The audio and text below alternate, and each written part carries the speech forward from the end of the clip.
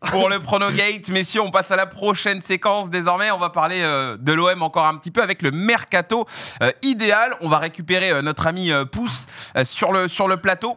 C'est très simple, le mercato idéal, vous connaissez la règle. On essaye de choisir 3 joueurs pour la saison prochaine pour l'OM. Il fallait faire ça en amont, préparer. J'ai pas préparé. C'est pas grave, Zal, tu pourras les commenter. Okay. Tu pourras dire quel mercato idéal te semble le plus approprié pour l'OM. Voilà, on essaye de se projeter déjà sur la prochaine saison. Oui. Tu peux donner le résultat du vote ? Ah oui. Poineau, tu l'as le... C'est un score de dictateur. 90% du chat était d'accord avec moi. Merci. Voilà. On fait quoi On fait quoi du coup ? On en reparle. Ah c'est ce que je t'ai dit. La corruption jusqu'au bout. On en reparle. Pouce, on va commencer avec ton mercato idéal pour l'OM. Allez, wow. Apparemment, t'as essayé d'innover, d'être un petit peu original.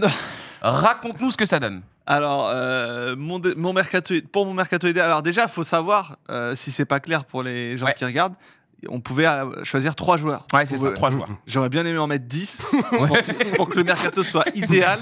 Comme tout le monde. On est allé au plus Boîte essentiel. de chocobon. Je tente Wesley Fofana. Wesley Fofana, évidemment que c'est un joueur qui est beaucoup trop haut pour l'OM et qui est dans un monde normal, qui est inaccessible pour l'OM. Sauf que depuis plusieurs années, il enchaîne les saisons où c'est un peu plus compliqué, il se blesse souvent. Et donc je prends ce pari de penser que Chelsea sera prêt à le lâcher en prêt, évidemment, la saison prochaine, et en espérant qu'évidemment il soit un peu moins embêté par les blessures, parce que quand il est là, c'est juste un défenseur qui est d'un niveau différent, il a à peu près tout. C'est un coup à tenter, et pour info, pour ceux qui disent jamais il vient, ça a été tenté l'été dernier. Voilà. Il y a eu des discussions entre Benatia et Fofana. Il était tenté par l'OM, simplement. Il avait sa place de titu et une nouvelle saison à Chelsea s'est annoncée. Donc voilà. Ok, très bien. Wesley Fofana, prochain joueur, on le découvre. La régie, allez. Bilal El Khannous. Milieu offensif, numéro 10, numéro 8, marocain, international marocain qui joue à Leicester. Leicester est officiellement en Championship pour la saison prochaine. Il y aura des coups à faire dans ce genre d'équipe. El Khannous, on sait qu'il a un lien avec Benatia qui n'est pas seulement évidemment la nationalité sportive, mais plein d'autres choses. C'est un joueur qui est prometteur, qui a du talent, il coche plein de cases, et surtout la case du poste qui a beaucoup manqué à l'OM. On sait que De Zerbi, en conférence de presse il y a quelques jours, il le disait: vous voulez que je joue en 4-2-3-1, vous voulez que je repasse, mais j'ai pas de numéro 10. Ah bah tiens, voilà, t'en as un si tu veux jamais changer de système l'année prochaine. C'est ce qui est prévu, s'il reste en tout cas.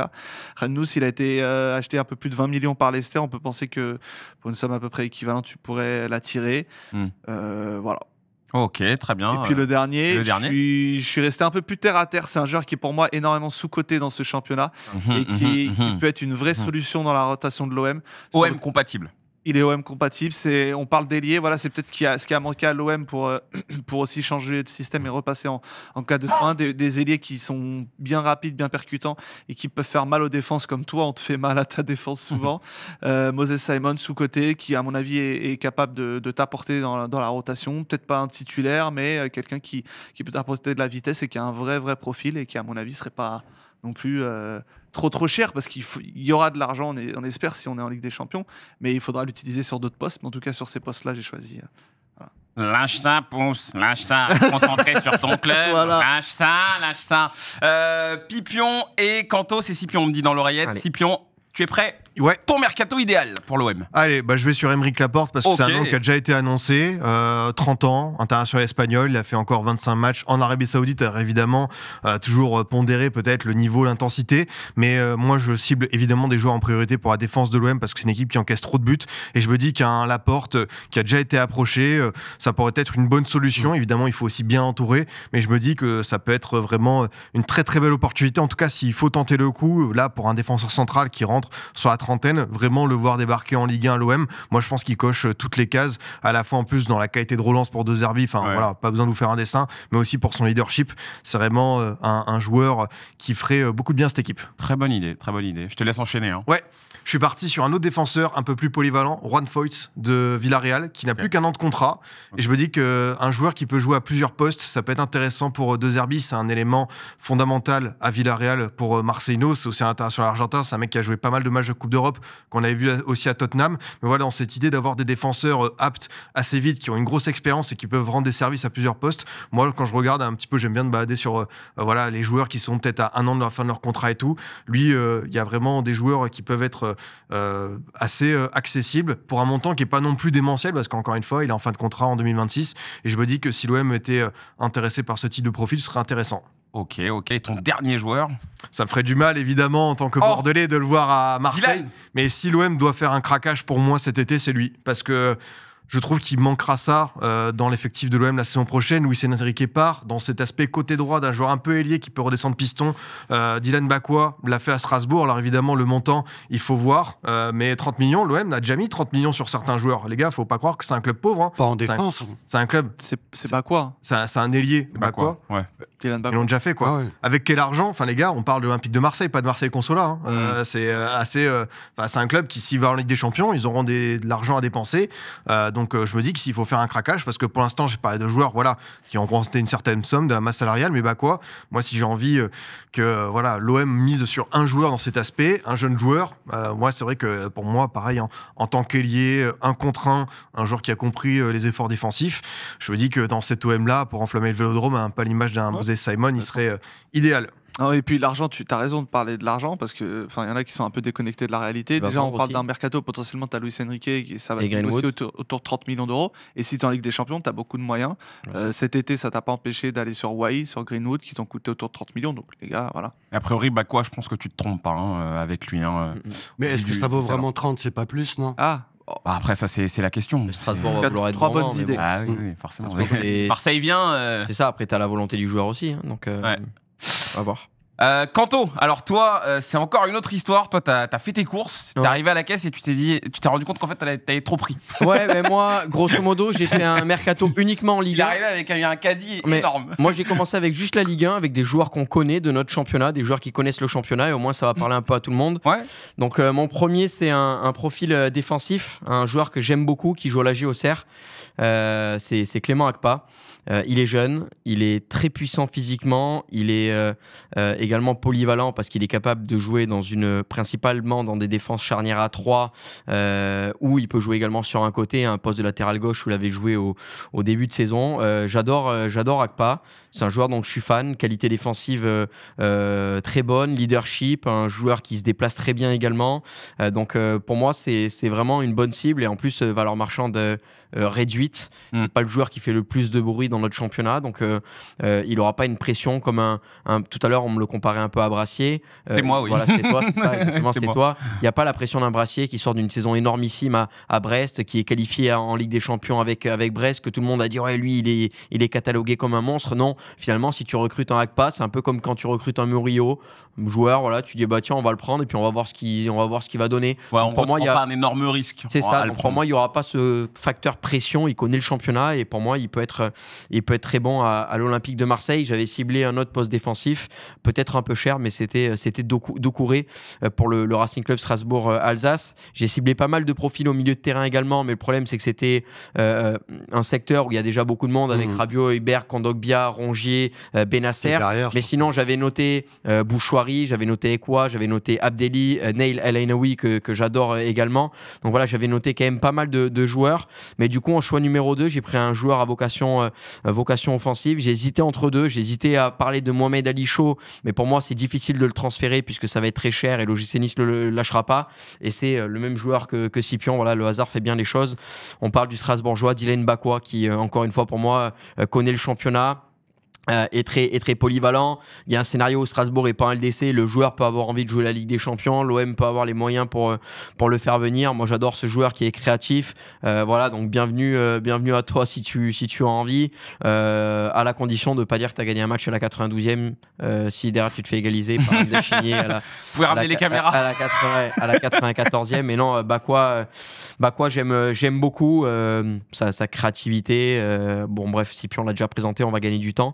Et le dernier, ah oui, il y avait Boudaoui aussi que je kiffe aussi au milieu de terrain, mais bon. Je vous ai dit, il a fait ses courses et il savait pas quoi faire à la fin. Ça va être très chaud. Et en attaque, j'ai pris un numéro 9, un joueur que j'ai énormément critiqué ces dernières années, mais qui pour moi serait quasiment le candidat idéal pour l'Olympique de Marseille. Giroud.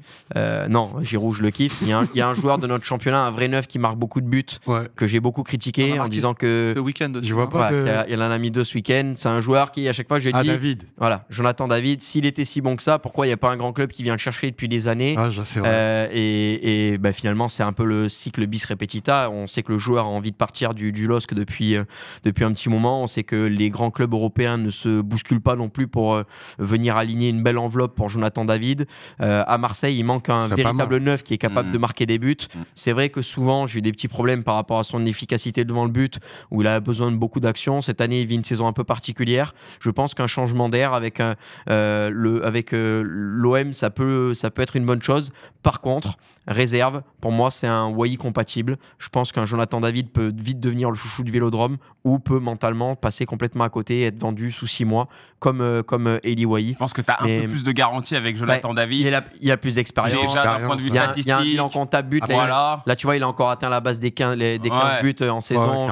Tu sais que lui, un enchaînement. C'est à quoi t'attendre. En fait, Jonathan David, c'est un peu comme quand tu recrutais Delors ou Laborde il y a 5 ans en arrière.